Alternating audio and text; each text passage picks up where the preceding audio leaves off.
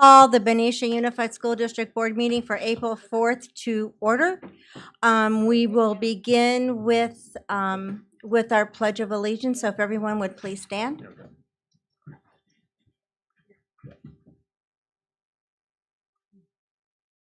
I pledge allegiance to the flag of the United States of America and to the republic for which it stands, one nation, under God, indivisible, with liberty and justice for all. Thank you. Please be seated. Okay, so I'd like to call for a motion to approve the agenda as presented. I'll make a motion to approve the agenda for April 4th. I second that motion. All in favor, say aye. Aye. Any opposed? Hearing none, the agenda is passed. Okay, let's move to our highlights. Dr. Young? Thank you very much. Good evening, trustees, and everyone else that's able to join us this evening. I'd just like to recognize we'll be doing this in a little while. Our brave partners in the back, our police department, welcome. Very glad that you're here. And your item will come up in a little bit. But thank you for everybody who had a chance to join us tonight. So love starting off our board meetings with a highlight. And so tonight we have some very special people that we would like to recognize. There are our instructional coaches. They have done absolutely incredible work for us. Yay. And we want to take a minute to, several minutes, and have them come up, and we'd like to recognize them. And Dr. Beetson, I don't know if you have anything else to add to that. Ms. Rice, welcome. Thank you. Stand up there. Come on. Routine. It's not working.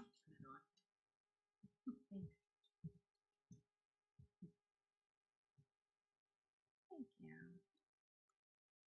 All right, good evening. I have the pleasure to introduce our Fantastic Four instructional coaching staff. And we in Benicia Unified, I say this every time, but all our work is grounded in our vision.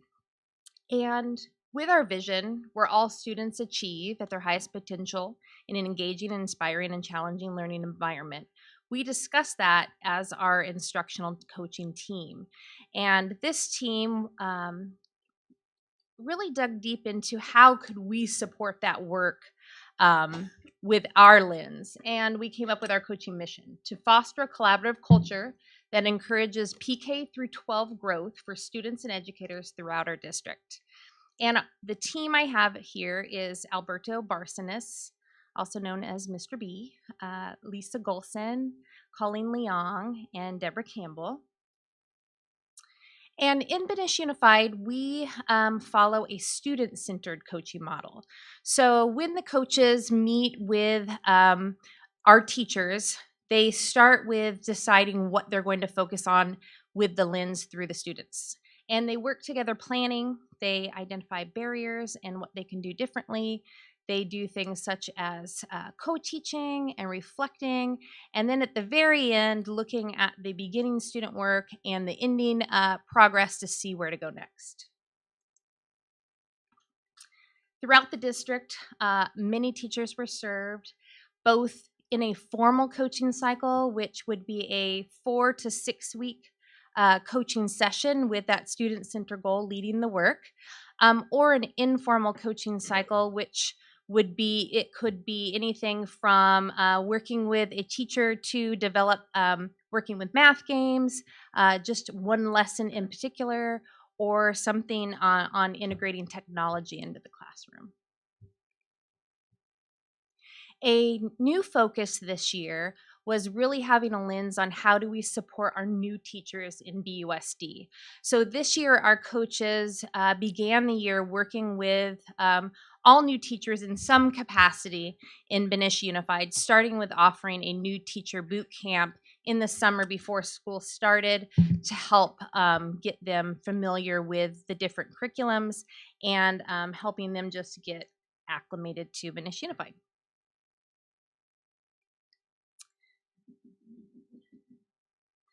I can go on and on with the support that our coaches provide. Anything from professional development to being a think partner to online assessments, etc., etc., etc. I can't even begin to tell you what they do and how much I appreciate what they're doing for our teachers. It's just amazing work. So without further ado, I'm going to turn it over to Alberto Barcenas, Mr. B, and he's going to share his part. So Stephanie's going to take you through some slides. My name's Alberto Barcenas. This is my 5th year in Benicia, 2 years at the middle school, and this is my 3rd year as the technology integration coach. So Stephanie will take you through some slides. Most of the work I've been doing since the new year based on elementary survey results. We've been focusing on our 3D design. We have 3D printers at each of the elementary schools. And green screen. So if you're a panel member for the chocolate milk debates coming up at Joe Henderson, you're going to get a little teaser green screen video in your email soon. I typed out some of my thoughts, a little bit of my journey as a coach, and it's just a few minutes. This evening, I'm transported back to when I first saw the job posting for the technology integration coach position. My husband and I were a few months away from welcoming our 2nd child, and I was in no mindset to change jobs. I remember thinking, oh, that's a job I'd like to do someday. Needless to say, with some coaxing from my husband and reflection, I walked through that looking glass. My first insights into coaching came from Diane Sweeney, a student-centered coaching consultant. To my pleasant surprise, I found that coaching is based on the same principles of teaching. Build relationship with your colleagues, collaborate with them to build innovative, engaging, and student-centered lessons, and reflect, reflect, reflect. I've had the privilege of collaborating with our amazing our district's amazing administrators, educators, and librarians. There's been coding lessons with B-bots, OZABots, and other bots. We've created commercials and book reports with green screens. Along with our fantastic librarians, I've facilitated week-long events for Hour of Code, National Robotics Week, Read Across America, and much more. My days have been filled with TK 1 hour, 5th grade the next, followed by math at the middle school, and a tech mentor meeting to end the day. This school year, I had a lesson that stood out as an example of strong relationships and collaboration among several different groups. At Joe Henderson, I collaborated with 2nd grade team to create a 3D design lesson based on design thinking and our local Delta waterway. The teachers led students on a learning adventure about invasive species, researched how other areas deal with them, and then 2D designed robots to safely remove the red-eared slider turtle from the Delta. Students used Class Dojo, an online portfolio, to explain to their teachers, classmates, and parents how the robot functioned. Using Morphe, a 3D design app, we created the robots, and in collaboration with the librarian, we even printed some of these turtle bots. This lesson was built on mutual respect and a willingness to collaborate. Coaching has also given me the opportunity to reflect on what 21st century learning and teaching looks like in our schools. Reflect on which web-based resources and tools are the best fit for our students. Reflect on lesson plans, pre and post data, and the suggestions of teachers. Reflect when things go well and when things don't go so well. Reflection has helped me continue to grow as an educator, a coach, and a colleague. Over the last couple of weeks, I've also been reflecting on the end of instructional coaching in Benicia Unified. I've tried to process the reasons given to me: decline in enrollment, LCAP feedback, a potential raise. I've gone through shock, sadness, anger, and repeat. 19 years into the 21st century, Benicia is eliminating the one tech integration post for the entire district. Gone are my opportunities to collaborate with educators to support 21st century skills like critical thinking, creativity, problem solving, and perseverance. Skills our students need in order to be successful in the classroom and the professional world. I will miss the opportunity to support teachers with technology integration from TK to 8th grade, from art to math. The loss of this position is a disservice to our students, our teachers, our schools, and our community. I will look back at these last 3 years as the best years of my career. They have changed me forever and made me a better educator, a colleague, and a friend. I now introduce our next speaker, Lisa Golson, our math coach. Good evening.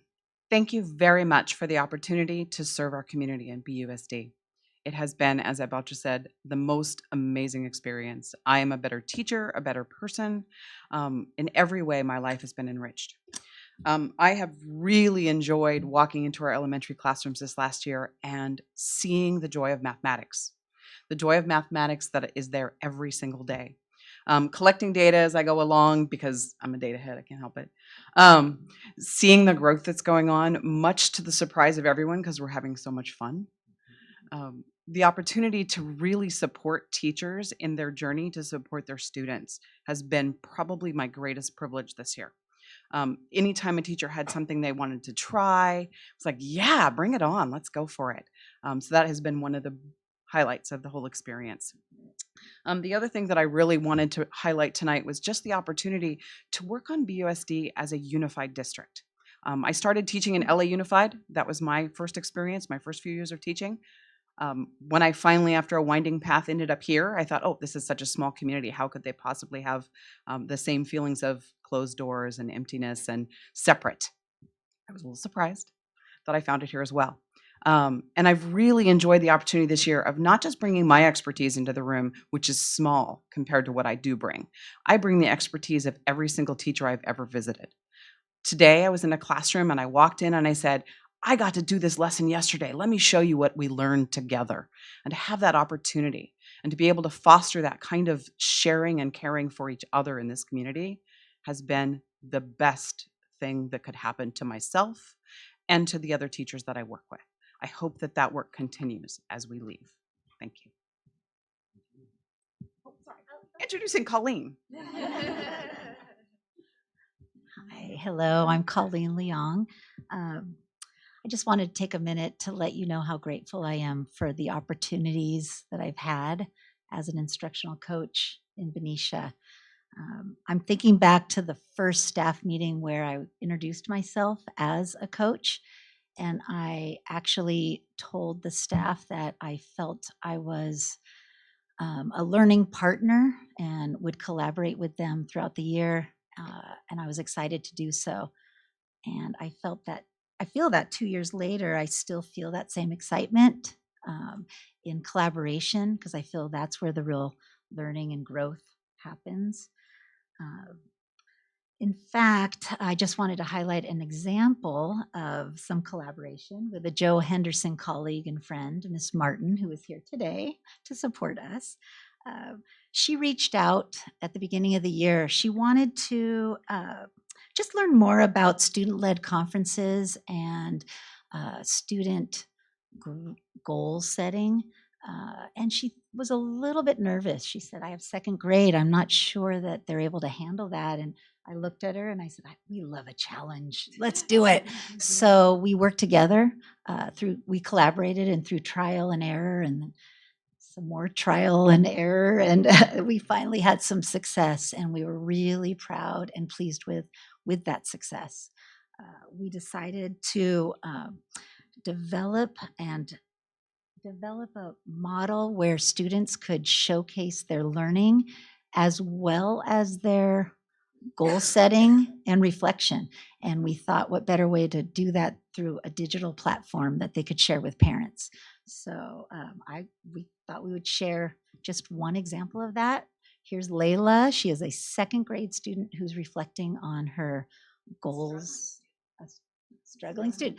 Yeah, so we just thought it's just a quick video. Okay, I'm done. Okay, Layla, we are going to reflect on your goals from the first trimester. And I want you to decide if you have met those goals or not. That's a really good one. For reading, you said your goal was to read tricky words. I think I have done that goal. I've made it because I am reading trickier to explain and much more tricky words than I used to be reading. Okay. In writing, you said you wanted to work on spelling. I think I'm working on it. I'm working on spelling because I'm trying to sound up the words and make sure I have the right letters. I'm going piece by piece by piece. Piece by piece by piece. Good. In math, you said you wanted to use more math strategies.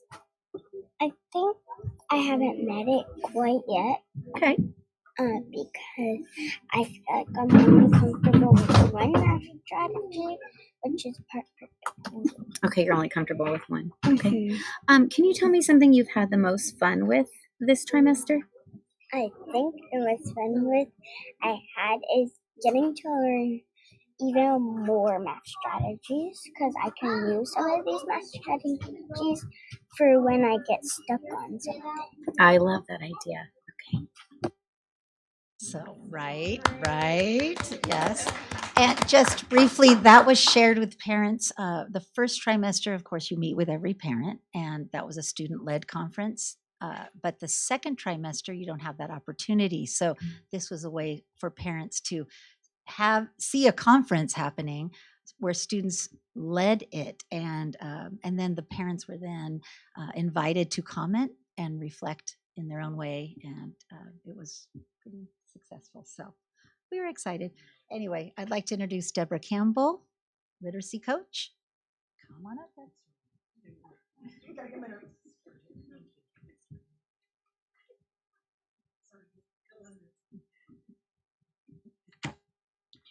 Good evening, board. My name is Deborah Campbell, for those of you who don't know me. A lot of you do. This is my 30th year in the district. I have 27 years as a fifth grade teacher at Joe Henderson under my belt, and I've spent the last 3 years as an instructional coach, 2 years full-time, first year part-time. And tonight, I want to focus a little bit on data, which really I didn't think was my strength until I started really working in it. And I'm going to focus on working with a teacher at Mary Farmer Elementary, Mrs. Moffett. I worked with Carrie last year in kindergarten all year, and I'm working with her as she transitioned from K to 5, brave soul.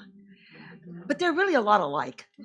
They're just bigger, right? True that. You know, so we actually have been working all year on reading and writing strategies, and in this round of coaching, we decided to focus on small group instruction, which is the time you spend with kids after the whole class instruction while other kids are independently reading.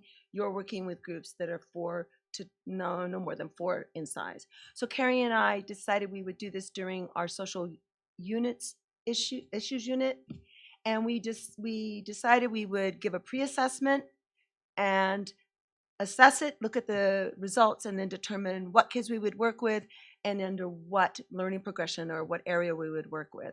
And when we did that, we decided to do small groups around author's craft. It's amazing what kids can do in conversations. It is very sophisticated work, determining what craft move an author makes when they write a story and identifying the purpose behind that craft move. Things I didn't talk about until I don't remember. So they did. We tested them. We put them in small groups according to statistics, and then we met with these small groups twice a week for about 15 minutes of instruction for 4 to 6 weeks. Then we stepped back and we reassessed using the same type of assessment but different, and we assessed our growth, and we were surprised. But I don't know why we should have been, because the tenets of Lucy Calkins in workshop says that most of the lion's share and the load of the work and moving a child up in their reading comes in small group and one-on-one conferring.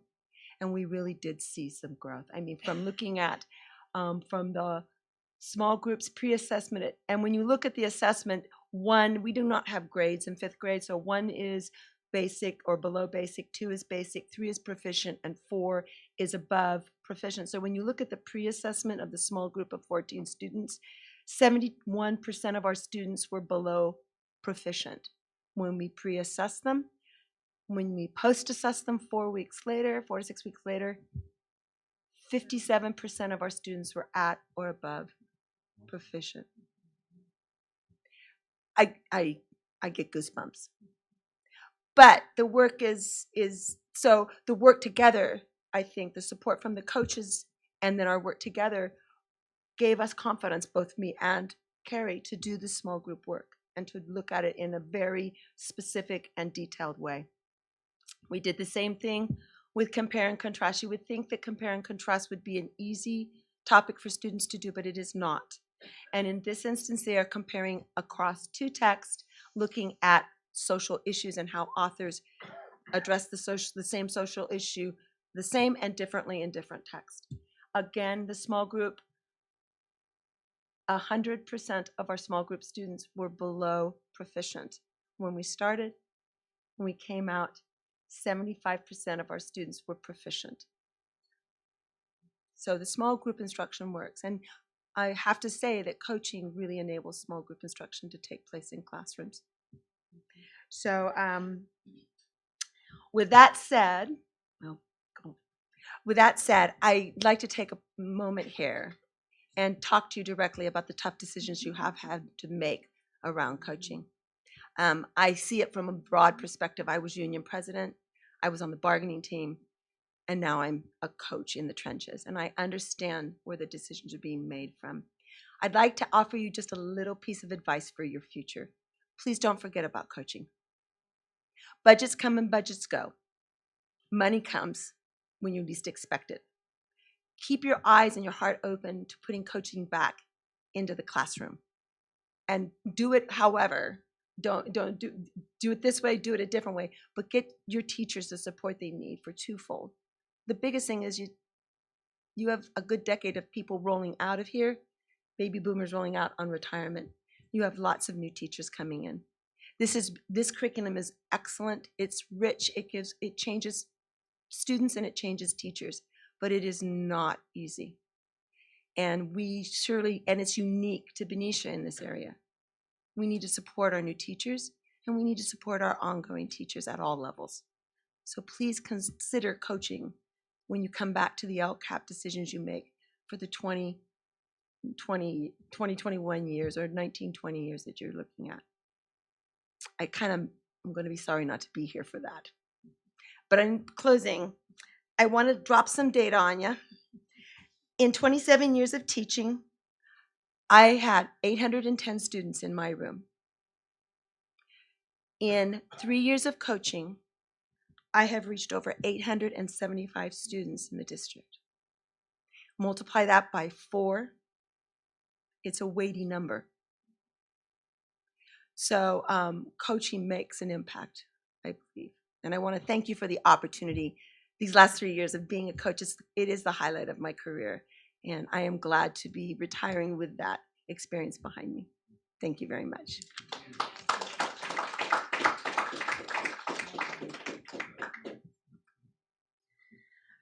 I just want to end by publicly thanking this team because, as you can see, they are an amazing group to work with, and their hearts are definitely in the right places, and it's just been a privilege. So thank you. Thank you.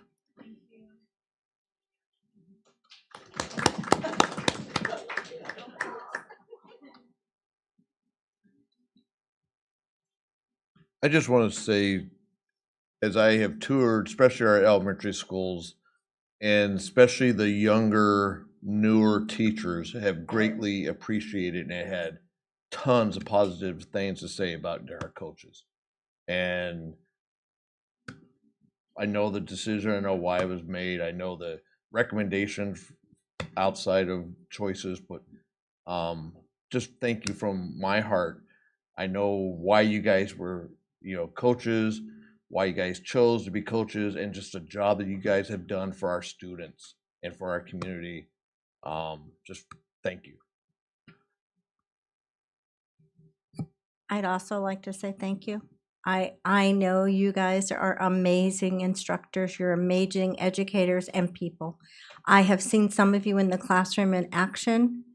I have seen you with your trainings. I know you do amazing work, and you'll never know how grateful I am that you have touched the children in our district.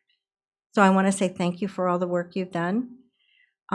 We have been getting, several of us have been getting a lot of comments, especially the elementary teachers, that are so grateful and really sad that we're making this very difficult decision at this time. But you just need to know you've made your mark, and we will be forever grateful for the work you're doing. So thank you. And Deborah, I'm sorry you're retiring, but I understand. So it's like, congratulations.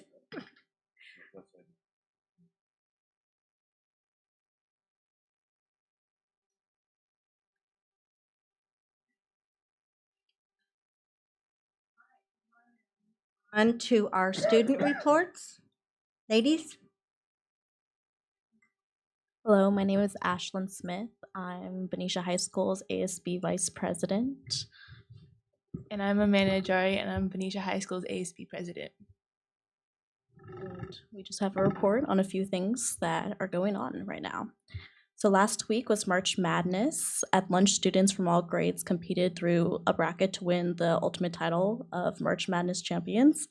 Unfortunately, on Friday, we had a tie, so we will continue that game next week.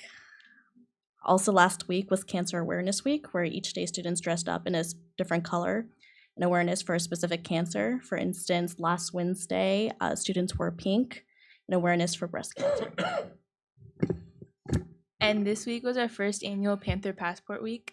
Each day this week, we had a different cultural dance group come in on Monday, and we had Mexican folk dancers.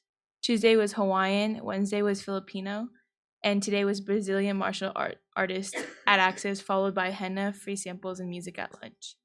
And tomorrow is an interactive education concert, which we're all very curious and excited about. And Saturday is also our prom at Galleria in San Francisco.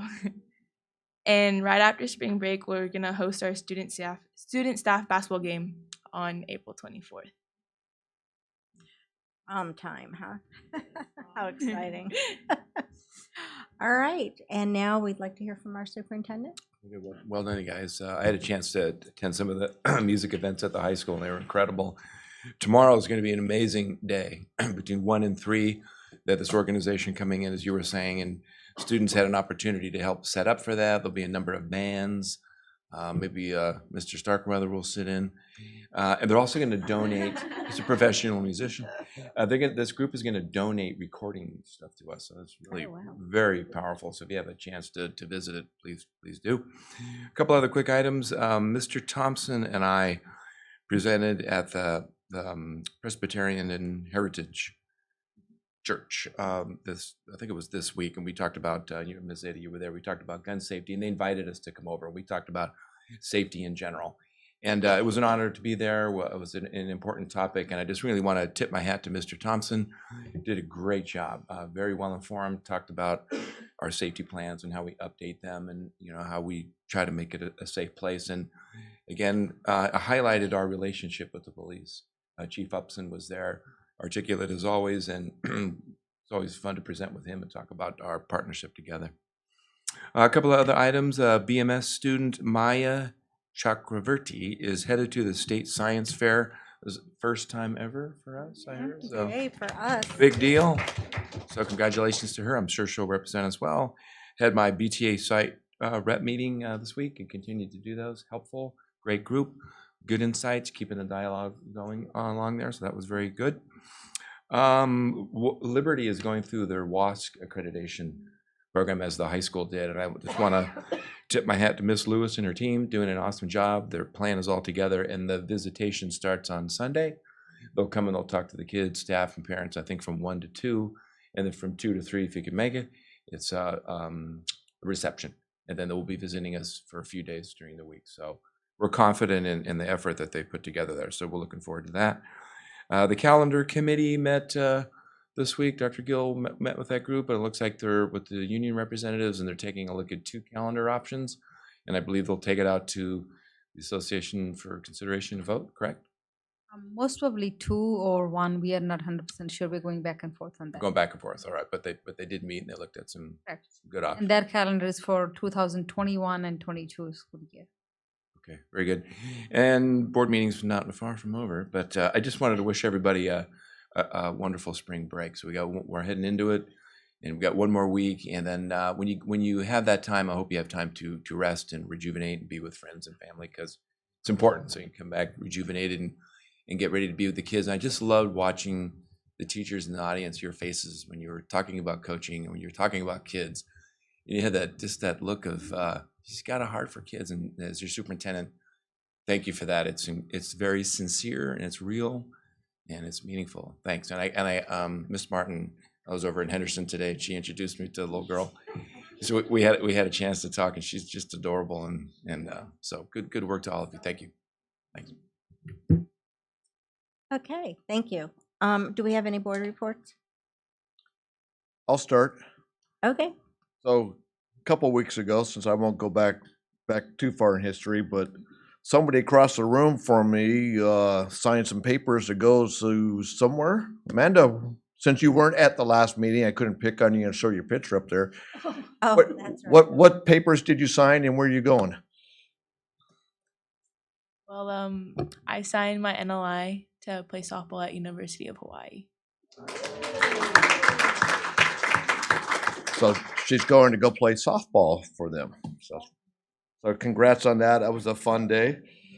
Like you said, prom is coming up this Saturday, so watch out for that mean chaperone that'll be outside checking all the vehicles coming in and leaving.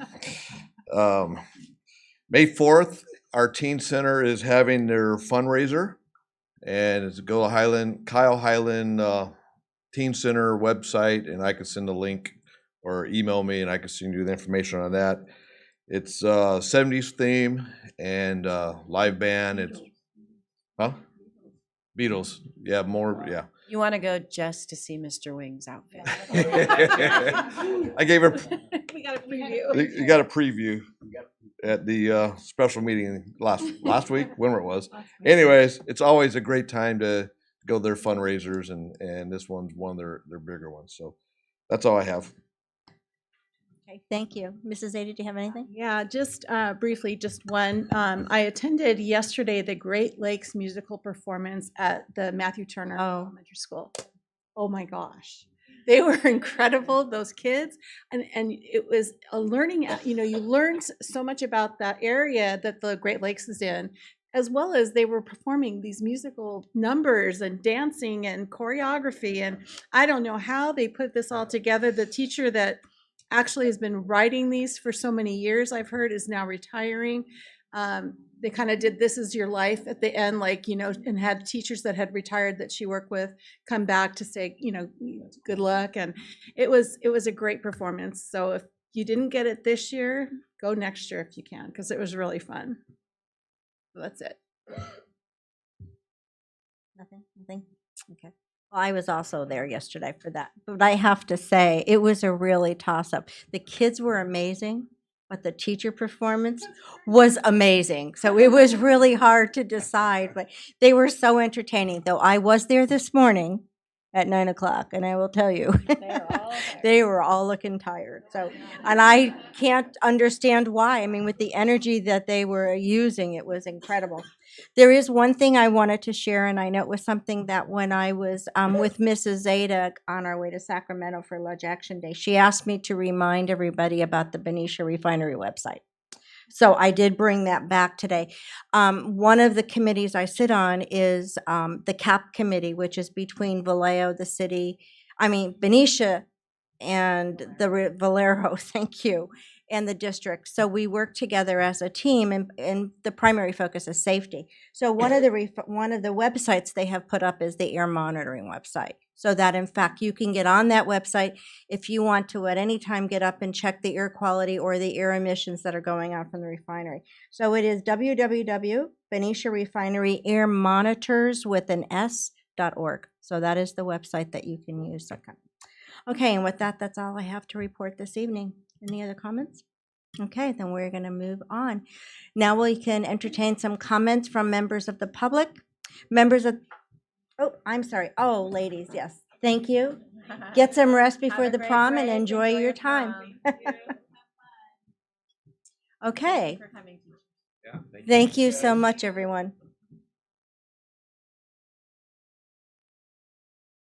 Now I should have the rest of you come forward, because like in the classroom, all the kids go to the back. Let's go. Okay, now it's time for members of the public. Members of the public may address the board at a regular meeting on any item within the board's jurisdiction. Cards may be completed requesting to address the board. They are available at the back table and may be submitted to the board secretary at the meeting. The governing board allows speakers to speak at regular meetings on agendized and not agendized matters under public comment. Comments are limited to no more than 3 minutes per speaker. By law, no action may be taken on any item raised during the public comment periods, and matters may be referred to staff for placement on a future agenda of the governing board. Do we have any? We have no one. I am going to move on to the consent calendar. At this time, I am calling for a motion to approve the consent calendar as presented. I'd like to make a motion to remove an item from the consent calendar and put it on our board discussion under 13.1, first reading of policies. We're not Oh, there yet, trustee. Sorry, we're on 11. Consent calendar? Mm-hmm. Discussion. Okay, thank you. I'll All hold right. then. Okay, thank you. So with that said, do I have an approval to accept the consent calendar as written? I'll approve. Okay, go ahead. I'll approve. Okay, all in favor? I need Aye. to. A second. Sorry. Yeah. I need to do a roll call vote. For a resolution. We have, yes. So- We're all in. President Ferrucci. Yes. Trustee Holguin. Yes. Trustee Maselli. Yes. Trustee Wing. Yes. Trustee Zeta. Yes. Thank you.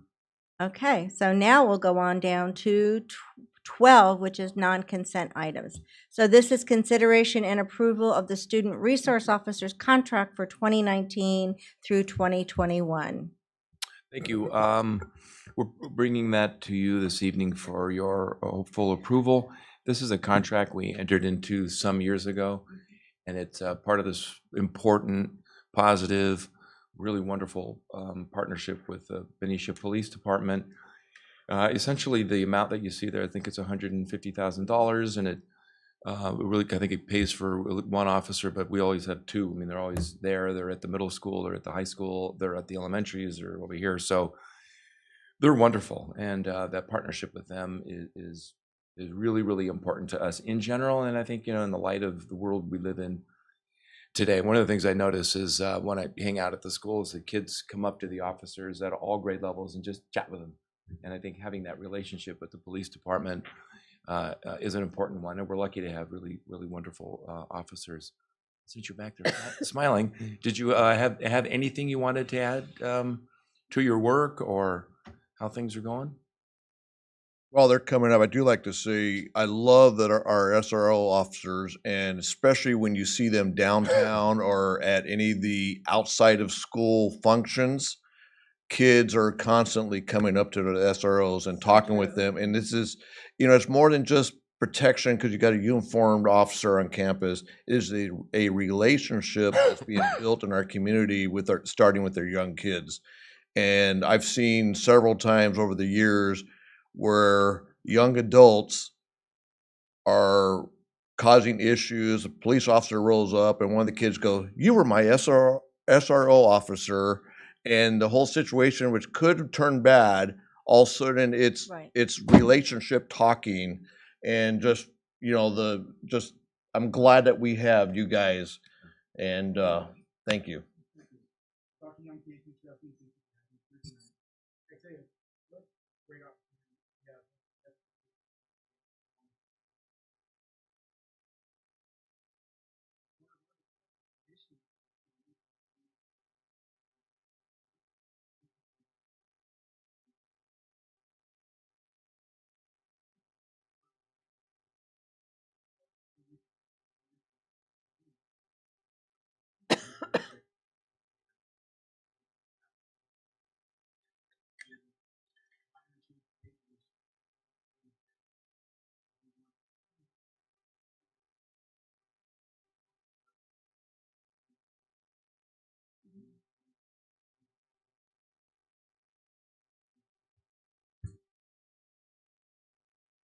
Thank you. Thank you.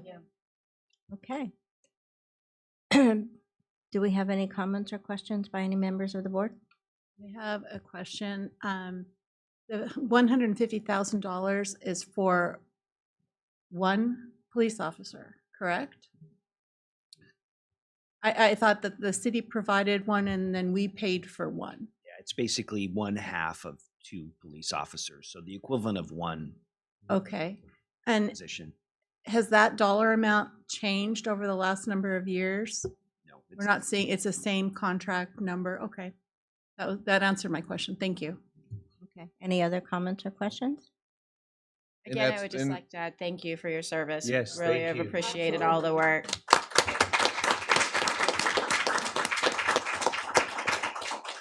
Well, and I'd like to echo what Mr. Wing was also saying, because that's what I'm hearing. Even adults are saying, I remember when we were in school with Officer so-and-so. And I think that that's kind of the magic or the special part about being a small community is relationships that are being formed across all different lines and parties. So I thank you for what you do to support our community. Okay, with that said, can I call for a motion to approve the resource officer's contract for 2019-2021? I move that we approve the contract for our student resource officers for 2019 to 2021. Do I have a second? I would like to second that. All those in favor say aye. Aye. Aye. Any opposed? Hearing none, the contract is approved. Thank you, guys. And they too are leaving the party. Okay. Okay, now we're going to get on to discussion items. We have a first reading and discussion of the following board policies. School plans and site councils, BP and AR regarding comprehensive safety plans, BP and AR regarding local control accountability plan, or the LCAP. Our BP is on communication with the public, gifts, grants, and requests, and they have an AR on the uniform public construction cost accounting procedures, financial reports, classified and personnel, and the use and seclusion of restraints, suicide prevention, preschool and early childhood education, and alternate credits towards graduation. Okay, this is, because it's a first reading, there is a discussion item. So is there any comments or questions or discussion we'd like to have? Yes, I'd like to discuss the, now I've lost the numbers, 614611, which is the alternate credits discussion. And I wanted to follow up on the discussion we were having earlier in the semester regarding the outside courses and how they are counted towards graduation. And so the language under non-district courses, and particularly does this language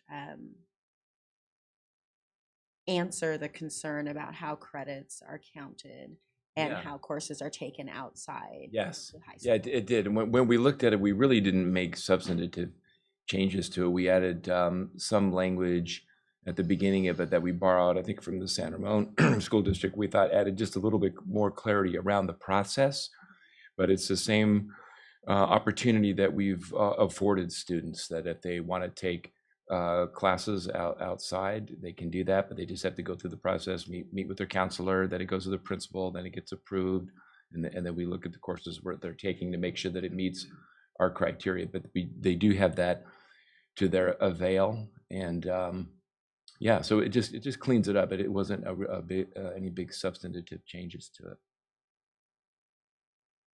Okay, and as we're cleaning this up, this aligns to our high school graduation requirements as well. Okay, are there any other comments or questions?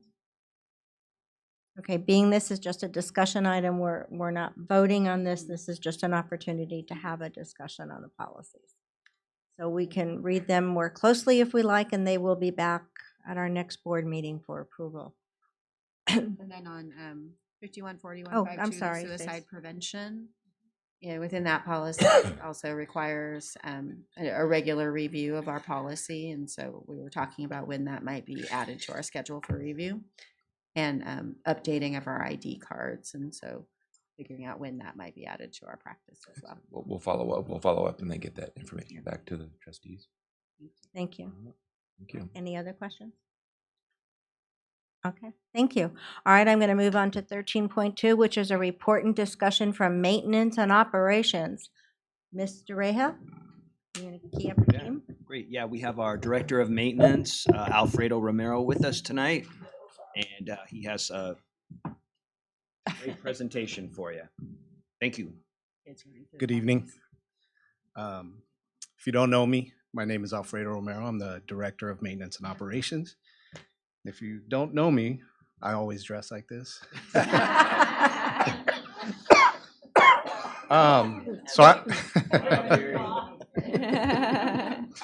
I've been asked to do a small presentation about some of the work we've been doing, and then catch us up to speed and talk a little bit about the work that we'll be doing this spring and summer. So Betty's going to help us here. Before I talk about that slide, I want to just recap the 2018 summer work that we did. We finished really strong. We painted Matthew Turner Elementary, and we did some work at the Benicia High School Library. Basically remodeled the whole thing. I was gonna say, We did some a little bit of work. work. Yeah, So just a little. the Doesn't look theme of my anything like it did presentation is how before. we save the district money. So that'll be a reoccurring theme. Based on what we paid for the high school when we put that out to contract, we're in the neighborhood of 300,000 maybe for Matthew Turner Elementary, and at least I'd say 80 to 90,000 for the work that we did over at the library. So we were real proud of that. And this year, getting off to the school year, we've been keeping in stride, and we've held a great safety record, and our training records are held. We have a robust preventative maintenance program with our sewer systems and our HVAC systems and all our door locks and whatnot.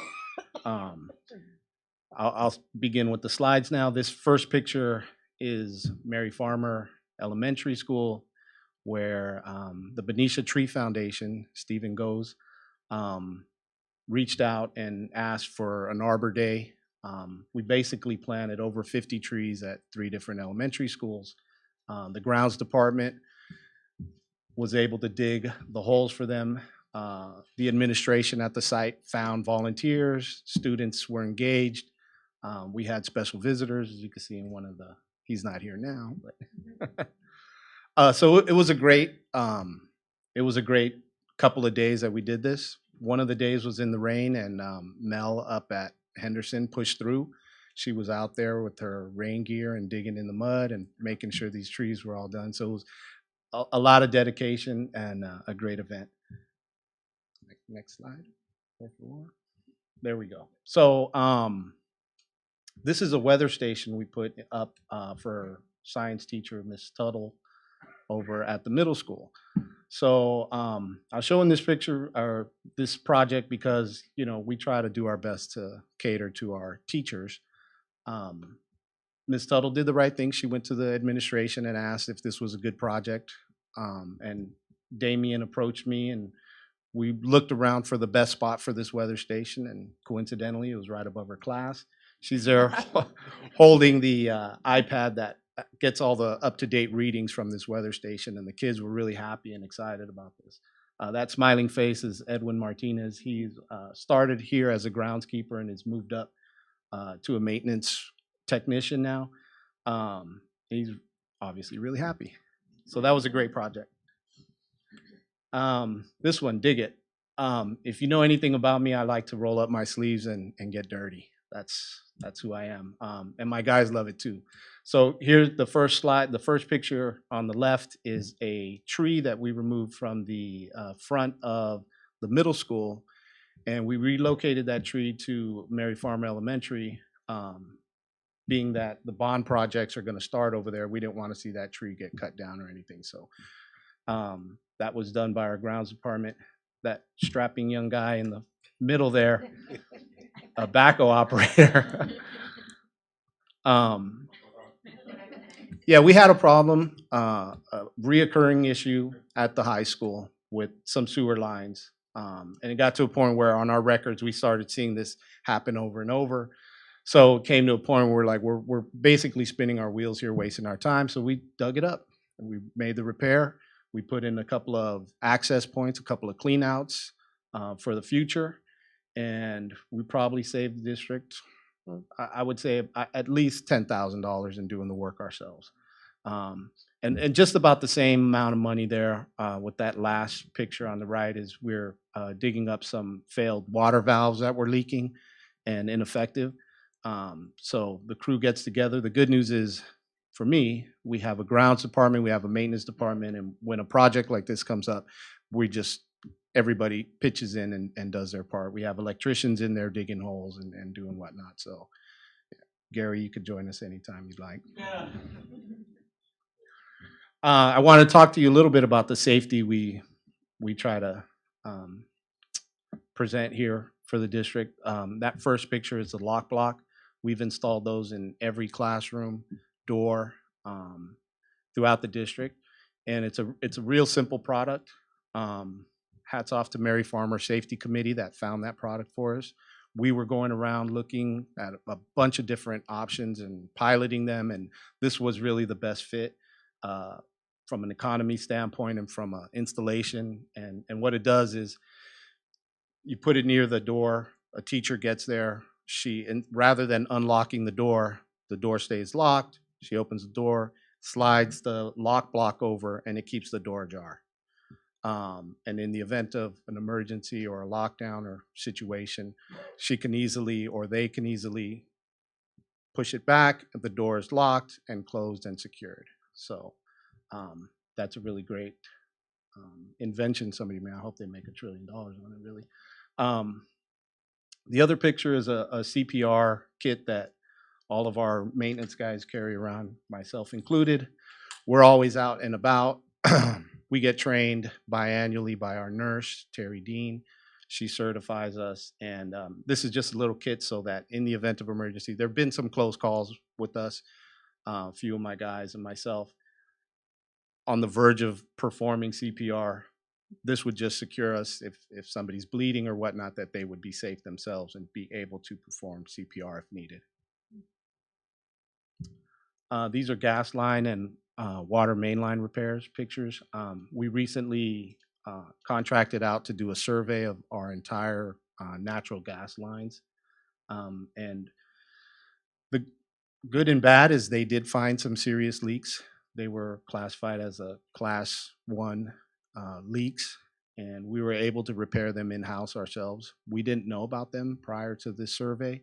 And then we worked on the list that they provided with us going down the line, and we've pretty much knocked out everything. So our schools are safe for that right now. It's okay. That other picture is, we're saw cutting through cement and jackhammering. Again, the team coming together. We have a small team, but they come together, and we repaired some water line, main line leaks. And so here's the clean stuff that we do. We're not always dirty. Providing clean access to water. We've redone some kitchens this year, and we've been progressing with the installation of our hydration stations. The one in the center there, I don't know if you can make out the thank you that Liberty made a banner for us to thank us in anticipation of the hydration station going in there. And the other one is, I believe that's the district office now, and Liberty kids use that as they go back and forth to the gym and whatnot. And so I really support those hydration stations. There's a lot less plastic coming into our schools. That means there's a lot less trash. There's a lot less plastic going into landfills. So it's really good. Lighting the way. So this was a special project, but you can't make him out. He's up at the top of that lift, but his name is Andre Finn, and he's been with the district like 15 years. And when he first got here, they installed those lights in the gymnasium, the ones on the left, and they were okay at best and beginning to fail, and we couldn't find replacements for them. And he did his homework and found a very reasonable replacement LED light. And then he had the wherewithal I said, well, let's try some out. And he ordered like 3 different loom. And then we installed them, and then we worked with the administration and the coaches to see which brightness they preferred. And then we figured on the one in the middle, and then he went ahead and basically installed those everywhere there at the gym. And then top of that, we were able to get the old fixtures out of there that were working and replace some of the ones that are up at the middle school with those. So it was double fold. Yeah. This is a picture of a unfortunate incident that happened. We've had fires recently, or a couple of times. This one happened at the middle school. Luckily, it was during a weekend. It was the top of that aquarium had caught on fire, and it was in a chemical cabinet anyway, so it didn't catch anything else on fire. But what it did do was leave ash and residue throughout the entire classroom. And so on the right, you can't see the numbers there, but that was a local vendor that we use for cleanup projects. We've used them in the past. We got a quote from them to come in and do a cleanup, and it was like $17,400 for them to do it. We figured we could possibly do that better ourselves. We went and bought all new ceiling tiles, disposable personal protective equipment. We took our time, we went in there, we blew out all the HVACs, changed filters, cleaned that from top to bottom, and maybe it cost us in supplies like $1,200. So Wow. my theme again. These are pictures of us prepping for the automatic bleachers. That'll be the motors will be installed this spring. We had to drill through a concrete wall to pull electricity out to the bleachers. And then again, Andre and John worked together to run conduit out to each of those areas. And we did all that in-house, saving, again, thousands of dollars doing that. The actual motors will be installed by our vendor who services our bleachers regularly. And what this will do is, so every year we hire a contractor to come out and service our bleachers, and the ones at the middle school have a lot of damage because they get pulled out awkwardly, they get pushed in awkwardly, and people sometimes can get hurt doing that. So in our superintendent's great wisdom, he asked me if we could look into automizing those, and so we did. We have a plan, and hopefully by the end of spring break, we'll have them all completed. I did want to focus a little bit more on our grounds department because they have really they have gotten their stride. That first picture there is Ronnie Estrada. He's a little bit more than grounds. I mean, it still is grounds, but he's eliminated a tripping hazard there at Robert Semple Elementary. He saw cut and pulled out the asphalt, and then he went and got the asphalt himself, and we raked it, and then we did it, and no more kids are falling coming out of that kinder class any longer. So it's a good one. In that center picture there, he's getting thanked for almost single-handedly putting that new fence around the garden there at Mary Farmer. And then that last picture there, they're always working on the irrigation and whatnot. And as you can see, it's not an easy job, and they're always on it. So I wanted to highlight them for a little bit. And then our general day-to-day repairs that we're doing. That first picture was a eroded area of a playground structure, and we had to modify some metal ourselves in-house and do it in the shop, and then apply it and open up the playground again. And then we have a guy in the hole, digging. Like I said, we like to dig. He's making repairs. And then we're up. We put in some new basketball hoops at Mary Farmer Elementary, and the kids they just loved it. Before we were even finished installing, they were already shooting hoops at us. So it was fun. And then the finishing touches. I talk to my guys a lot and my team about that last 5%. We have to finish it. We have to make sure that it's done correctly. And these are the finishing touches.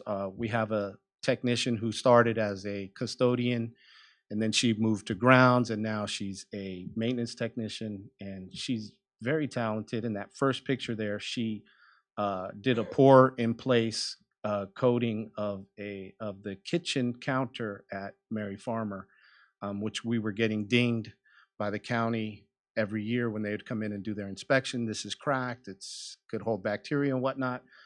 She went in and did this pretty much single-handedly, and it did just an excellent job. They came in this year and no mention of it, so she did really well.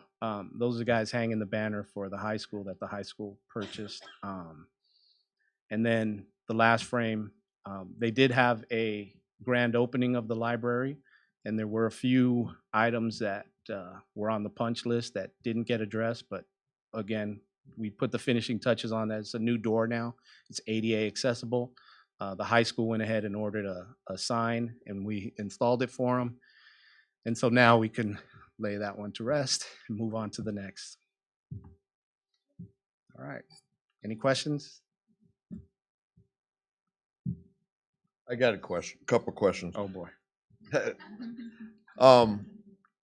Knowing that our maintenance department is out there in the trenches and all around our facilities, is there any concerns that you have on our facilities, our buildings that we have not addressed in our bond or that we see that we need to be aware of? I mean, I know you know we have a lot of aging stuff, and we tried to address everything 5 years ago when we started the bond, but stuff has changed in the last 5 years. Great question. So I think the answer is yes and no. I've seen the list. The things that are on the list are pertinent and should be there. Again, you're right, we do have an aging infrastructure. I'm confident with the work we can do with the the bare bone stuff, the fixing pipes and whatnot. It's the equipment that probably is reaching its lifespan, some HVAC units and whatnot that are aging to the point of it's costing us more to repair them. They're inefficient, whatnot. I know we're doing some work this summer with globalizing all our controls for the HVAC units, which is huge, which should help us keep our aging system running a little longer, but it's looming. Those some of the units are 25 years old and they're inefficient and they have band-aids on them. So if anything, I would say that. I had a quick follow-up question. Certainly. I'm not sure if you got to it earlier when I stepped out, but your team has done some really amazing work, like over breaks, spring and summer. And last summer, your team painted Turner and did an incredible job, and like I saved $700,000. And I'm just I'm teeing you up so you could tell us a summer project you could. Yeah, I do have a list of some You do? stuff here. Yes, I do. Start with so, spring. This spring break, Robert Simple had applied for a grant for a hydration station.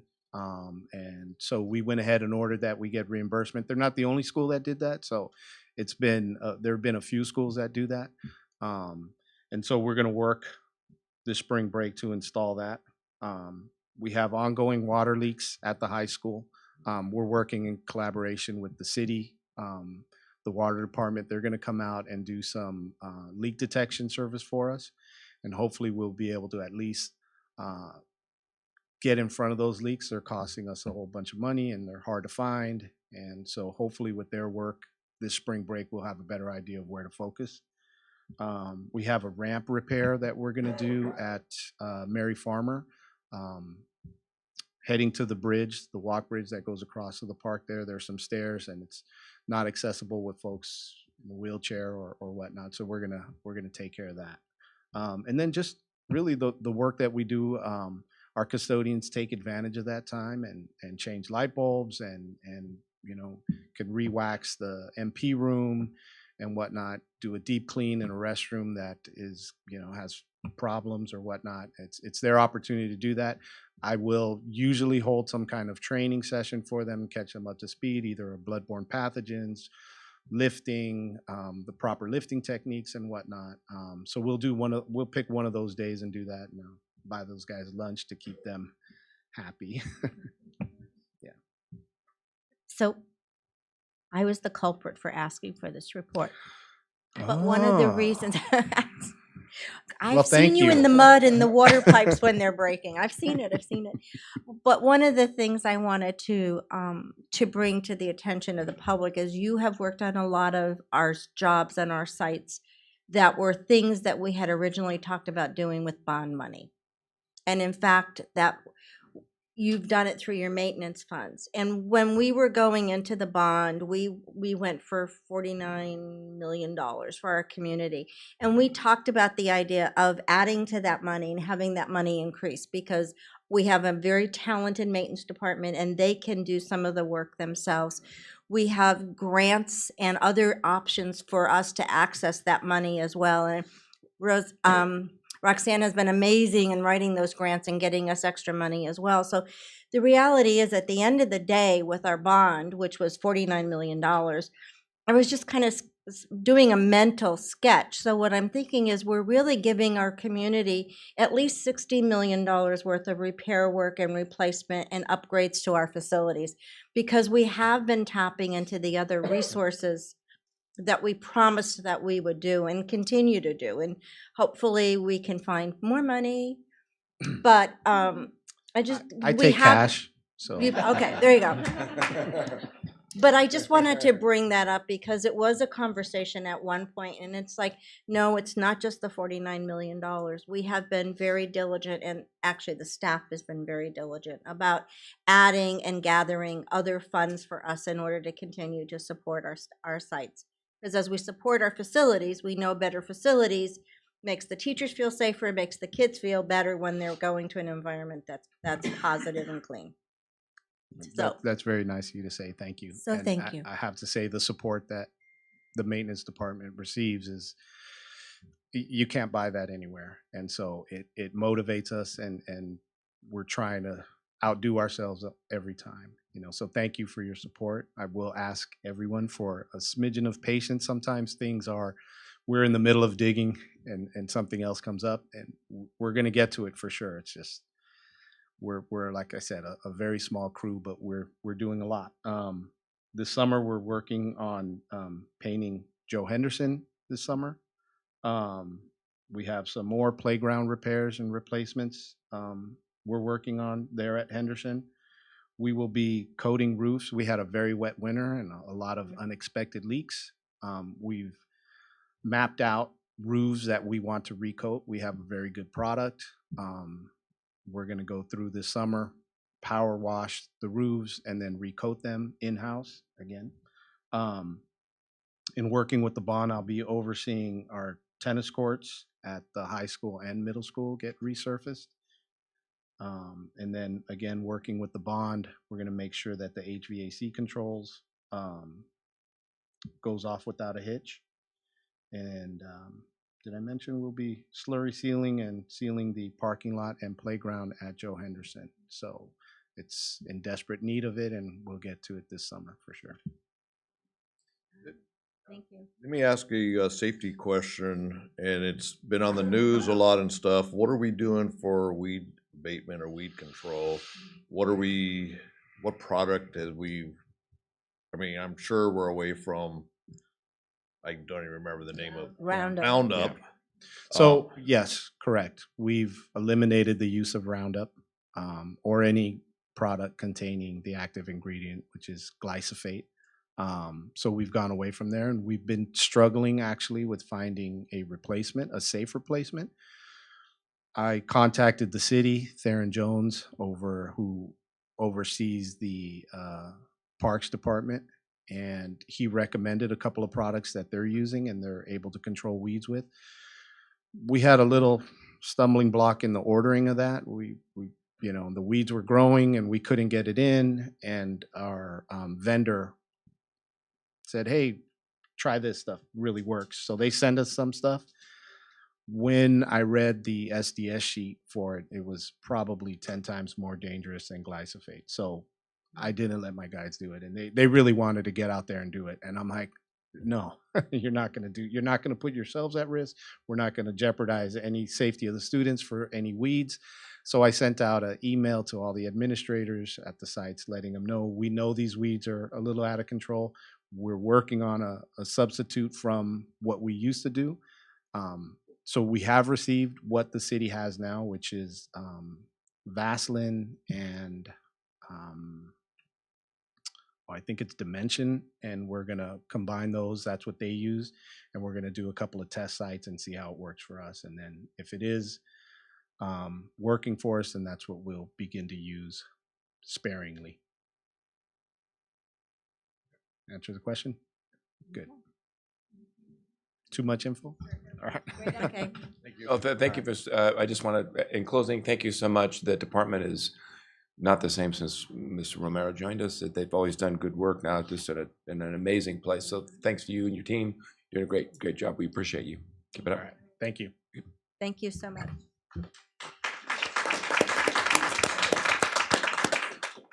Okay, now we're going to move on to 13.3, the report and a discussion on the annual local control and accountability plan, better known as LCAP. They're known as LCAP. Thank you so much. Several times a year, I come to you with an update on our progress monitoring. Tonight's is a little bit different. So instead of really focusing on a lot of data, I'm going to talk to you about where we are in the process, kind of what and how all of these pieces are connected. So tonight I want where we are in the process. As I said, the connection, we have lots of things happening right now. We've got our district vision. We've created some wildly important goals, or WIGs. We have significant disproportionality in special education, our differentiated assistance, which we talked about a couple of meetings ago, and a couple of meetings ago, low performing block grant. So there's lots of different pieces. And so what we're trying to do is use the LCAP to bring all of those together so that it's very focused work. So we'll talk about that. And then there are some bigger pieces of data I want to share with you as well. As Stephanie said earlier, we always keep our district vision in the forefront of the work that we're doing. And so if you think about these next few slides, they sort of go as a funnel from our district vision, and I hope you're going to see the connections through them. So our district vision gets to, under that is our multi-tiered systems of support. And that is really, if you think about it as an organizer, where we look at the whole child for behavior, social, emotional wellness, and academics. And it's got some of our key initiatives beneath that. It is part of differentiated assistance. It's also part of a statewide initiative to really look at not just how do we support kids in academics, but in all of those areas. And again, this is just, I'm giving you this information just to draw the through line between all of the work that we're doing. And so we have been identified for significant disproportionality in special ed for our students who are African American, and we are disproportionately suspending them. For differentiated assistance, we had two groups that we were identified for differentiated assistance. That's the former program improvement, just to make that connection. They call it differentiated assistance now. And that is for students in special education for the number of suspensions and their academic performance on the SBAC, the CASP test. And then for our African American students for suspensions, academic performance, and chronic absenteeism, which is 10% or more of the school days. So you're going to see some patterns and themes here. The other data that I brought to you earlier was our low-performing students. Remember, we got a grant from the state to support our students who received a 1, bless you, on the CASP test. And those are the students who are not our unduplicated students, but just other students who are not performing where we would like them to be on that CASP test.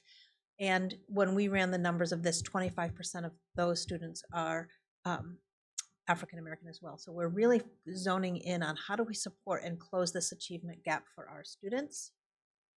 So we did all of that data work and came up with 2 large goals. One being we want all students reading on grade level by the end of their 3rd grade year. So if we think about our incoming kinders next year, by the time they're in 3rd grade, 2022, we want them all reading on grade level, and that all students will feel a sense of belonging and connectedness to their school community. So really thinking about those 2 big goals and how do they drive the work and how do they fit into the LCAP. So our LCAP has 3 goals. The first one really has to do with professional learning, social emotional wellness, and college and career readiness. So if you keep those 2 big goals in your mind, and then our student groups of our students in special ed, our African American students, and of course our unduplicated students, we're doing a lot of work in this goal around that. Our second goal is around 21st century teaching and learning, our devices and our infrastructure. So how do we get access for students? And then our third goal is around parent and community partnerships. So we have some changes we're proposing in this goal as well. So what's our process? We solicit feedback from all staff and parents. It was done through surveys, forums, We have a district curriculum council that looks at the data. We have a parent LCAP advisory team, and then we have a team of BTA and classified and management that gets together. We call ourselves lovingly the LCAPitans. And Diane sits on that committee as well. And it's just a bunch of different eyes looking at the data and looking at the feedback to make the recommendations. And then we'll have a draft of the LCAP. I have to have it submitted to the county by April 19th. After that, in May, just so you know, it'll come to us, come to you for a public hearing, and then in June for adoption. So significant changes. So some proposed significant changes based on our feedback, and then those other grants that we have and those other areas of focus, trying to pull it all together. Additions, we know reading is critically important. Some of our collections in our libraries are very old and they don't have any other source of funding. And so I meet monthly with our district librarians, and there are an amazing bunch of people with high energy and very progressive visions. And so we're going to be supporting some ongoing books for them to keep their library collection updated. We're going to support the BHS one-to-one rollout by giving one section of a tech mentor for 1 year only to help that process. And so we'll have somebody there that will be able to help with that. In that goal 3, we are creating an African American Parent Advisory Council, so an APAC. That's what we're calling it right now. This year, we've been working with different groups of parents, getting feedback, really listening to what's working, what's not working. The parents really want to partner with us. APAC is one structure, so we're going to be talking about what could that look like and how do we roll that in. And really beefing up and working with our DLAC, which is our District English Language Advisory Committee, and having that be another great group of parent voice that can help us understand how we can better serve those students. Big rocks that will be coming out of the LCAP you heard earlier are instructional coaches. We are going to stop our Teachers College affiliate school. So what we've been doing for the last several years is having Teachers College staff developers come out and work with our teachers in their classrooms. We're going to not have our STEM leads at the elementary. We will still have tech mentors at the middle and high school. And Odyssey of the Mind, it isn't getting great feedback. It has a very small representation of students. And so that was the feedback from the LCAP feedback that we got. Other additions, I'm going to go back one more. In the additions, it does tell you in parentheses where that funding would come from, the proposed additions. And then additional actions, these next 2 slides I'm not going to go through because I went through them last time with the low performing student block grant, but we're going to build that into the LCAP as well. And we will just notate that it is funded through restricted funds for that, just so, again, so that we connect the dots. So that's what these last couple of slides are. And then on this, can you click on the first? So several years ago, I don't even know if you're going to be able to see this. We started this particular document. I call it the progress report, and it just looks at some key indicators that we have in the LCAP. And so Betty, if you can scroll down to the bottom of that first page, I just want to highlight a couple things that we track. So number of students participating in AP courses in 10th through 12th grade. Over on the right side of the dark line, back in 2014-15, when we started tracking this for the LCAP, we had 413 students participating in AP classes, and now we have 533 as of March 25th. So that is, we want to continue to grow that number. And then, I know, sorry. And then further, now you can go down, Betty, sorry. This will be up and down to, yeah, the pages aren't numbered, are they?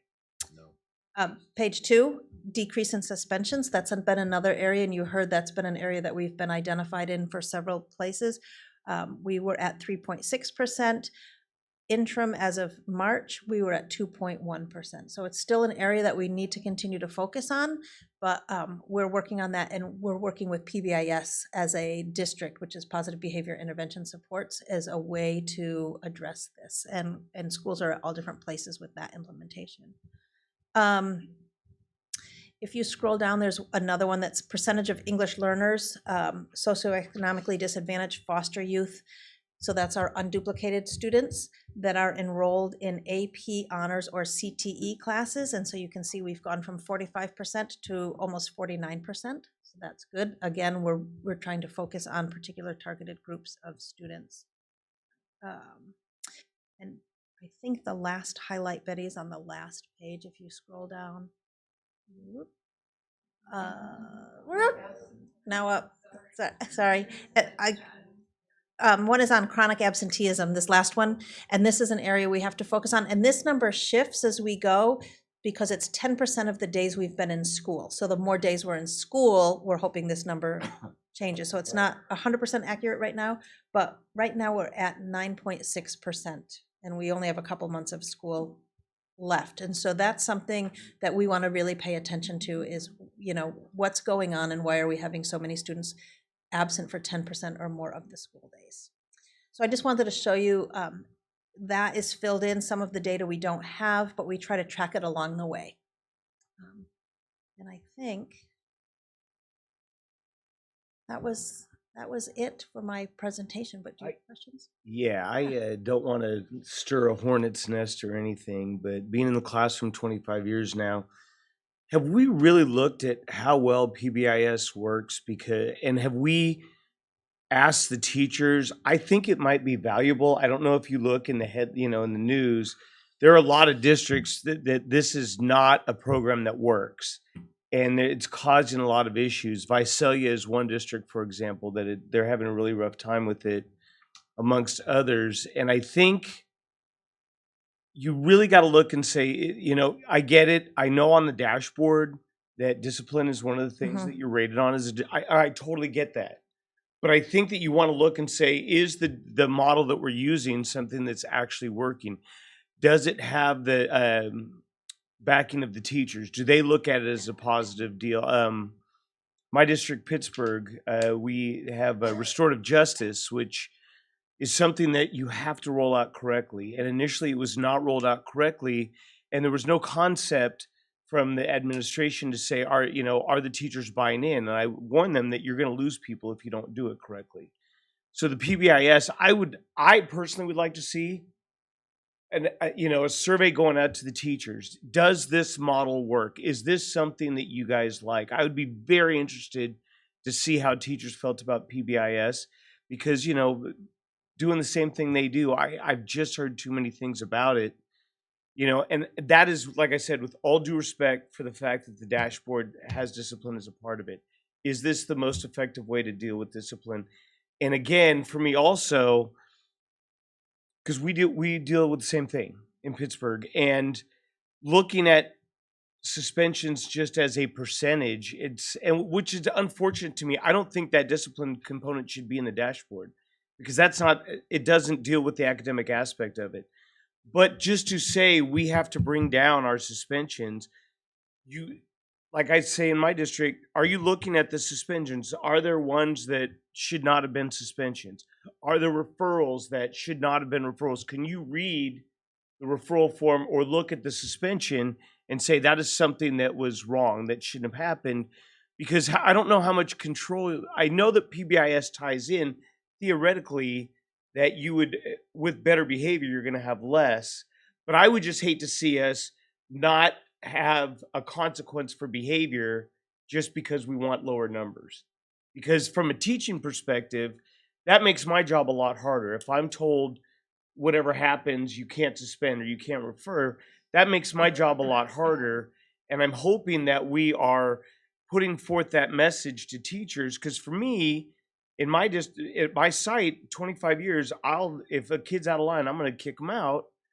And I know a lot of the younger teachers are afraid. So I'm sorry, I'm rambling. I apologize. I'll cut it at this, which is I would really like to see, because I feel very strongly about this. I would very much like to see a survey put out about how well PBIS is working and how the teachers feel about how behavior is being dealt with. Because that's near and dear to my heart, because there's a lot of really solid kids that deserve the ability to learn. And if people are letting, a couple kids wreck shop, pardon my, that's lingo, but it just doesn't work. Let me, how about this? So staff will follow up on that. And I would suggest with that we come back with a report. That I would love to And see a survey and see the data for that. And talk about what, what's the origin? Why did we get into it? What's the work we've done? How do we measure it? If we do any survey to kind of see where people are, let's come back and let's report on it. PBIS is a federal program. If I'm not, yeah, I know that our, at the federal level, but I just, okay, I'll leave it at that. Thank you. And we are just to, and I will end with this too. We're at very different levels of implementation at our different school sites. So yeah, we'll bring that back. We'll come back. Can you come back with that? Can you bring some of the data that you shared once before with the school, from the schools? You know, how they input? Yes. Thank you. I think that would be good to see, to remind everyone. Okay. The Any other comment? Go ahead. The other interesting part, as I was looking at the report, was that we have measures on college and career readiness. I'm sorry, and students who are completing CSU UC required courses, and they differentiate. So it's interesting to look at how are we determining college and career readiness, where we're getting 67.2%, yet we still are stuck in the low 40s for students who are completing their college courses. So college and career is one of the dashboard indicators, and I can come back at another time if you'd like. It has multiple ways to be deemed college and career ready. So one is, it's many of the, I always think of them as buttons because the visual had like 6 different ways you could be deemed college and career ready, and most of the buttons have 2 things. So you have to be A to G and get something on your CASP test, take CTE pathways and get, so there was multiple ways, and it wasn't all A to G. It had AP testing, so a lot One of of the things that this board set as a goal, though, 4 years ago, was to increase our college readiness as counted in A through G. Right. So which is going down, while the other numbers are going up, and so this is not the direction we were intending to go. So I think it's something we need to take. Right. So the A to G piece we want to focus on, which is one slice of the college and career readiness as defined by the state. So because this is an LCAP, that college and career readiness. Right, has we to have to have stay. their numbers as well. But I just don't want them to cloud the fact that we're not meeting the goals that we set for our students. Would you like Dr. Beatson to provide her explanation in the weekly tomorrow? Just so fill in. That would be great, yeah. Okay, we'll do that. And then we'll continue to work on, I agree, we'll continue to work on that A through G piece, because we've been staring at that number certainly since I've started. We keep talking about it. We think it could be higher. We'll keep working on that, and then we'll talk about it further in the week. Okay.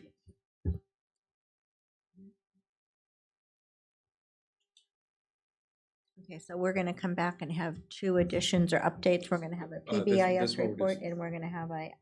This one we're just going to do in a weekly. We could do it in a And weekly. then we'll That's bring great. the PBIS Okay. back. Is that okay? That's perfect. I'm just turning to Mr. Maselli, make sure that's okay. All right.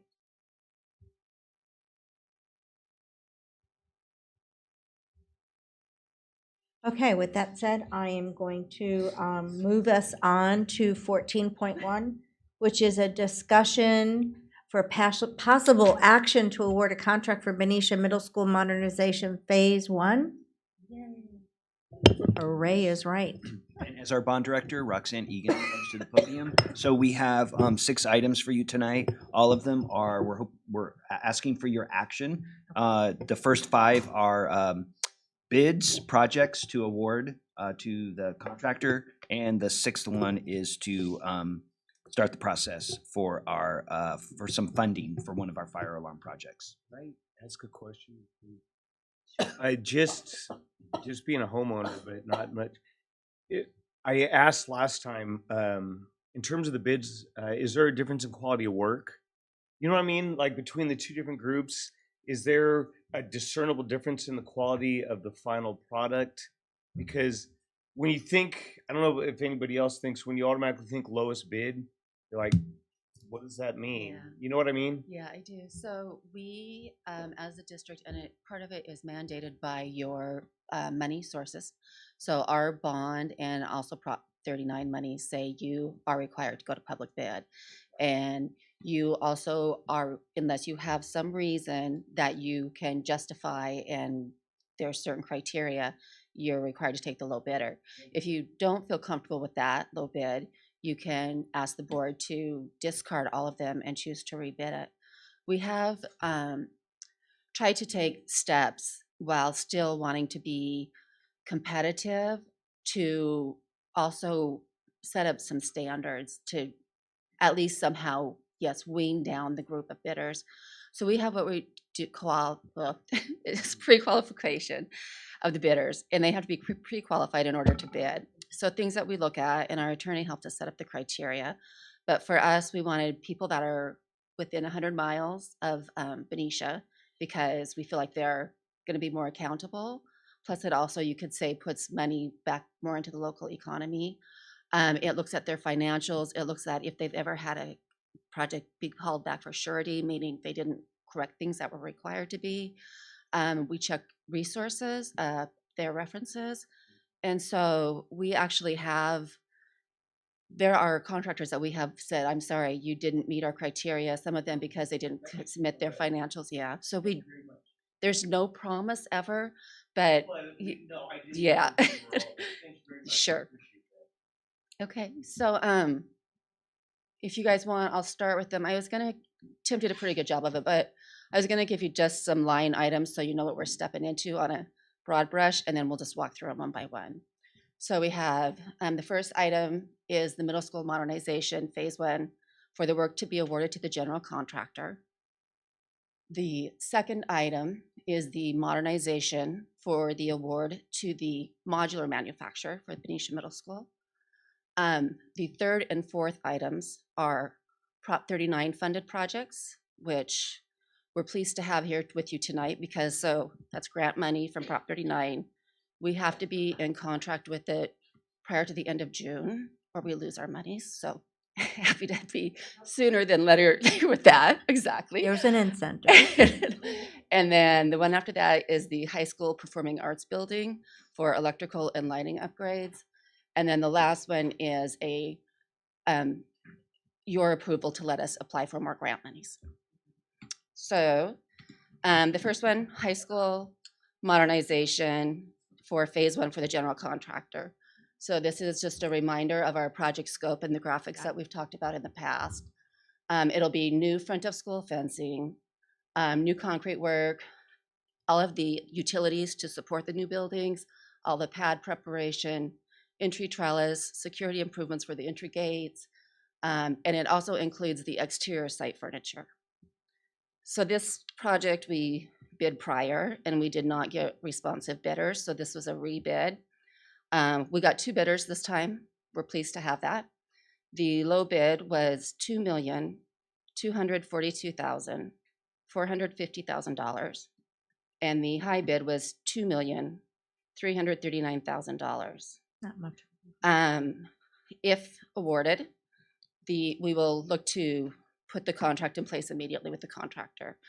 We have bonds and things that we have to step through. There's paperwork, but the soonest they could be on site is in like 15 to 20 days, and the latest would be early May. So staff recommendation is to award the contract for the Benicia Middle School phase 1 modernization to the lowest responsive bidder, which is Swain Construction, in the amount of $2,242,000. $242,450. We got it. We see. Thank you. So Ms. Egan, did you say we would start construction as early as May? Yes, and so the plan, we've worked with Damien a lot and also with maintenance, and it was great, Alfredo's piece up here. I think it is really important to talk about how our improvements with the district aren't just bond, how they come from everybody within the district's contributions. But so the parking, they're gonna lose 17 parking spaces for in the end lot, but we have contacted the church, the Baptist church across the way, and custodial and Damien and Tanya all agreed that the custodial vehicles and the dining vehicles could park in the church parking lot, and that would make up the difference of the lot spaces. The church graciously said we could use their lot. The areas in front of the school that are in front of building B would be closed from the back of the sidewalk to the building because they're going to be redoing that stuff. The classrooms in building B will be relocated. Damien has a plan for those so that they're not impacted by noise. So the intent is that, and then the entry gate, they have to notify us and give us like a 10-day time period where we would provide an alternate to use the side of the school for entrance instead of that gate. Ideally, we'll try to put it in the summer. If we restrict it too much, our bid prices just go out the door. So we said, okay, we'll give you 10 days that we'll divert that. And until they really give us their broken out schedule, I won't know for sure when that is. And then the plan is that by the time people come back for school, all the work in front of the school would be complete, but the buildings won't be set yet. The work in building N and the new buildings, that won't be complete, but at least it'll be isolated just to the side of the school. And then the construction completion date is estimated for January 2020. Thank you. Are there any other questions or comments? I do like that they're in Vacaville. They just need to update their reference letters from 2011 to something more new. But they seem to be a good company out there, and they even got recommendations from the Napa school district and stuff. So I'm happy with them. I think they should do a good job for us, and I'm glad that we got some lower prices. Yeah. And that kind of fall a little bit more closer to what we thought the budget would be. So I know we had to take off the modular buildings and purchase them ourselves, but I think we're doing a good job here. I'm glad that we rejected the high price and everything from the last time we went to bid. Yeah, I agree. Are there any other comments or questions? Okay, then I'd like to call for a motion. Should Ms. Hogan? I make a motion that we award to the low bid, Swing Construction. I second that. I'm all in favor? Aye. Any opposed? Hearing none, motion carries. Thank you. Okay, the next one, 14.2. So the next item, Betty, I'm sorry if you wouldn't mind, just keep it on the middle school graphics on the prior screen. So this is for the buildings on the lower left-hand side. It's for the 3 classroom buildings that would be provided by the modular manufacturer, American Modular Systems, AMS. So they prefab them in the factory, they deliver them, they'll do all the finish work, they do the markers and the flooring. The general contractor does the fire alarm stuff and all the infrastructure. So they have what's called a piggyback contract, and it's a state negotiated contract. So they have those as exceptions with modular manufacturers. They have them with certain items like electrical things that IT orders and things like that. So we get an exception that we don't have to take it to public bid. VAS manufacturer is the same thing. I would notify them tomorrow. They'll be, if awarded, they will be delivering the building around October with completion in January. So it's all identified to fit with the GC schedule. And even though we don't have to bid and we didn't bid, I did gather at least one other quote and feel that their pricing is fair and good. Who supplied the refurbished modular buildings at the high school? Impact Construction. Okay, who are no longer around. Yes, and they're not affiliated with us from any way. Okay. Any other comments or questions? Been working with AMS on another project. Glad to hear it. Thank you. Anybody else? Okay, can I call for a motion, please? Move that we award the modular building manufacturer for the Benicia Middle School Phase 1 new buildings to American Modular Systems in the amount of $923,640. Do I have a second? Second that motion. All in favor, say aye. Aye. Aye. Any opposed? Hearing none, the motion passes. Okay, let's move on to 14.3. Great. So this is Prop 39 project that I shared earlier. So it is funded by Prop 39, not bond monies. This will replace 6 transformers, 3 at the high school and 3 at the middle school. At the middle school, it will replace one that is B3 behind Building B. It's loud and obnoxious, and it's also not energy efficient. And then there's one behind the F wing. Oh, and just to share out, so the new wing of buildings at the middle school is going to be called the G wing. It's adjacent to the F wing. So that's kind of the discussions we've had. Makes sense. So it would replace one transformer behind the F wing and then one adjacent to Talktown. Similar, so both of these projects, actually the next 3 things on here, if awarded tonight, similar thing, will get started on contracts right away tomorrow. The contractors for them will be submitting their bonds and paperwork and all of, they have to do submittals, like this is the product, it has to get approved. There's a lot of upfront work, and for the transformers, the HVAC work, and also the high school PAB, they all have lead times in ordering their equipment. So the work on all 3 of those projects is slated for summer with completion prior to the end of the summer. But if awarded tonight, between now and then, we will be working on stuff so that they're ready to go the minute that students are out. So we went to bid, public bid was required. We did pre-qualify all the contractors. We had a good turnout. We got 4 bidders on this project. The low bid was $128,315. The second bid was $146,645. The third bid was $186,700, and the fourth bid was $360,300. The fourth bid is real busy and doesn't want to work. That's what I was gonna say. It was good to see the other 3 really close, though, relatively, right? And That's exactly what it is, yeah. Yep. So staff recommendation is to approve the low bidder, which is Napa Electric, in the amount of $128,315. Okay, any questions or comments? What would cause the variance, a $60,000 variance between, like, let's say the low bid and the third? Is it the quality of the product? Is it the labor aspect? There's a Just curious. specification that says you have to give us a brand that produces this much energy savings, and this is the quality. So it is really delineated what product they have to provide. I mean, So it's labor is the difference. and it's kind of what Gary said. Yeah. So being in the construction and electrical field, Yeah, I was hoping you- a lot of it is I have a lot of work going on, but you have me come out to give a bid, and it's like, okay, well, if I get it, I'll make a lot of money on it. If I don't get it, I'm fine. So I'm going to throw out a large amount of money. So yeah, labor is probably the biggest thing on it. And then usually if you see money that's double what everybody else is, they're saying, okay, if you want to give it to me, I will surely man up to do your job. But I'm so busy right now, I don't have time to do your job. Thank you. Okay. Yeah. Okay, Yeah, I'll be, yeah. That's true. Any other comments or questions? I like to call for a motion, please. I move that we accept the board's recommended bidder of Napa Electric for $128,315. Is there a second? All in favor, say aye. Aye. Any opposed? Hearing none, the motion passes. Okay, we'll do 14.4, another Prop 39.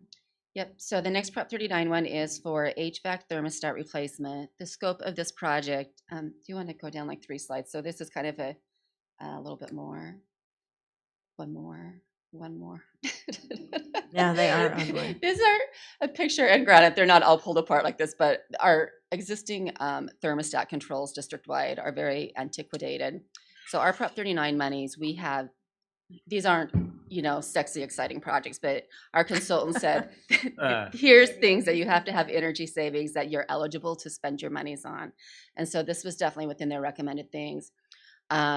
This will update the thermostats in every space within the district, the entire district, every classroom, so it will allow maintenance to remotely control them, to set temperatures, to see what the temperature in the room is, and then it will give us a great energy savings. So I kind of already told you about schedule before. We got 2 bids. The low bid was $362,600. We took it to public bid. Bidders were pre-qualified. The second bid was $436,751. The low bidder was Matrix HG, and we have a mechanical engineer who helped us with the design of these, and they have worked with them before, and it was reassuring to hear them say they were highly endorsed them. So staff recommendation is to award to the low bidder in the amount of $362,620. Okay, any comments, questions? All right, can I call for a motion, please? I move that we accept the bid from Matrix HD for $362,620. Do I have a second? Second. All those in favor say aye. Aye. Any opposed? Hearing none, the motion passes. All right, 14.5, contract for Benicia High School Performing Arts Building. So at the top half of that, you can see kind of a 360 view of our Benicia High School Performing Arts Building. I know that. I know that. Yeah, exactly. I'm not sure whose that is. A little bit of, graphic. Our theater consultant took this and it shared it as part of the bid docs because he has a 360 camera and it provides good information so that they can see everything they need to. We previously, most of you guys probably already know this, but just to look at the history. So there is a CTE grant that was applied for to receive $3 million in grant monies. And there is $3 million set aside in bond money should that be awarded. So we would have a total of a $6 million project. But we applied last year for the CTE grant and it wasn't awarded. We reapplied this year. We should know in May whether or not they award it. But in the steering committee and the conversations with the board, it was discussed that we can't just wait forever with doing nothing. And so the interim scope was identified. So goals were, we don't want to do something that if you get the money, you're going to tear out and have to redo, that it would be something that would be flexible and adaptable to new designs. So the scope that was identified and the consultants and everybody said, yep, you can reuse this stuff and reapply it. So we're looking at new lighting in the stage, the lighting that is mounted on the ceiling, one step back from the stage that points onto the stage. And then there's lighting that is back right above the control box. And then also all of the exposed wiring around it will be removed and put in concealed. So we did only get 1 bid on this, but the group of people who are qualified and have a history of doing this work, we did pre-qualify them, is only like three companies. One of them was just like, we're too busy, we won't talk to you. We thought the other 2 would come in, but when it came in, it was only 1 bid. But the good news is, I mean, we've came to you multiple times and said, it was only 1 bid, we recommend, rebid and reject it. But they came in within budget. They've worked with our consultants before. Our consultants reviewed their numbers and said, you have a good bid. I mean, if we reject it, we won't get it done this summer. And if we rebid it, it may or may not come in lower. So staff recommendation is to award it to Musson in the amount of $414,428.86. 66 cents.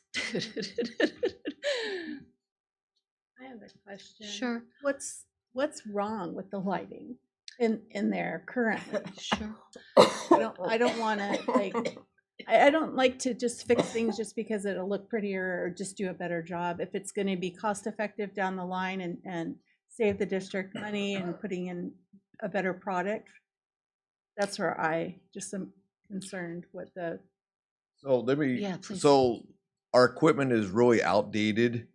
And right now, a lot of the stuff has been added with cables all the way down the walls and stuff.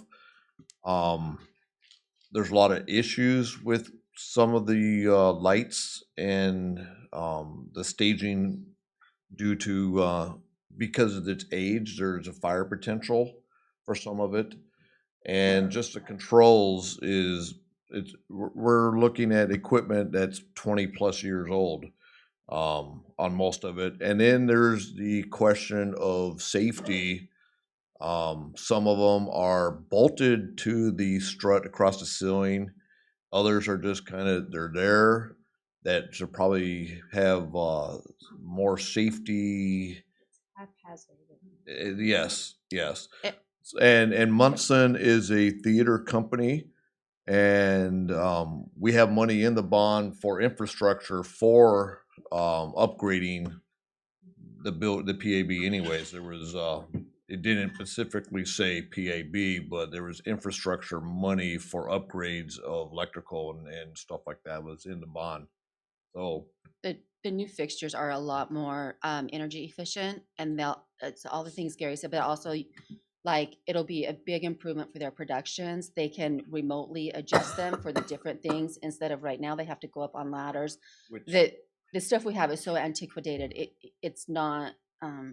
Nathan was so excited he was like, we've met with the high school multiple times in the planning of and stuff, and they were really, yeah, but I agree, like we don't want to just do something but it has a need. There is definitely a need there.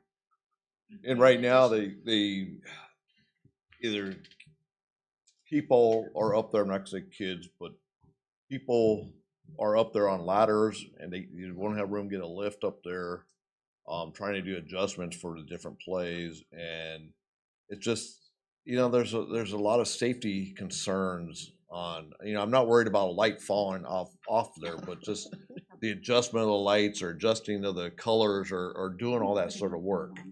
Yeah.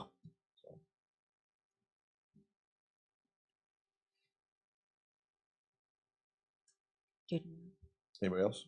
Anybody else have a comment? Okay, can I call for a motion, please, on the lighting for the PAB?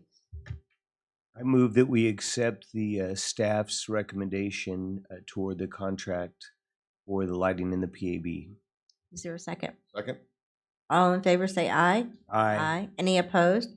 Hearing none, the motion carries. Okay, Great. 14.6 The last is a resolution.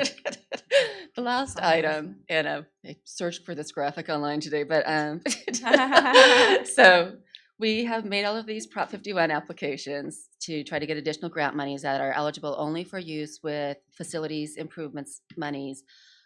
Just this year, we got additional eligibility with Matthew Turner, and so all of the existing money that's been given to all of the 90 different pots of Prop 51 have applications that are in line for them enough that it would fully use those monies that are there.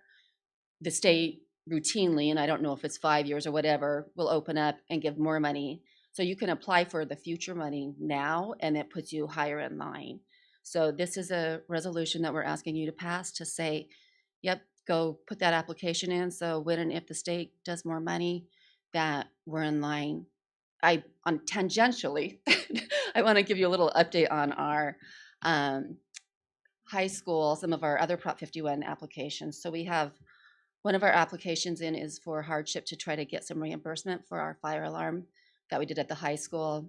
It's a long story. Not all of them are eligible, but hardship applications get moved up and funded to the top. We recently received some correspondence, and we're like 95% through that process, and we would get reimbursement for 1.4 million. So that's pretty exciting. And if we expect to hear that within like the next couple of weeks, and then you submit your application to say, yes, I actually want the check. And if that happens, then that could come as early as the end of this year. So some exciting news to share. It's not 100% till we get that last letter, but we've been very encouraged. Okay. Hooray. Any other comments or questions? Okay, can I have a call for the motion, please? I move that we approve the submittal of new application for Prop 51 grants. I'll second this. All those in favor? Oh, no, roll call. Sorry. Resolution, that's okay.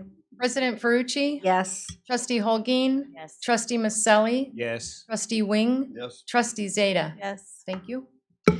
Okay, are there any other last comments before we go? I would just like to thank Ms. Egan for her work. Yes, thank you. Absolutely. Complicated stuff and great attention to detail, so we're in good hands. Thank you. And always getting us extra money, Roxanne. That's great. Okay, so with that said, I'd like to wish everybody a wonderful holiday break. Nice R&R coming up, and this meeting is adjourned.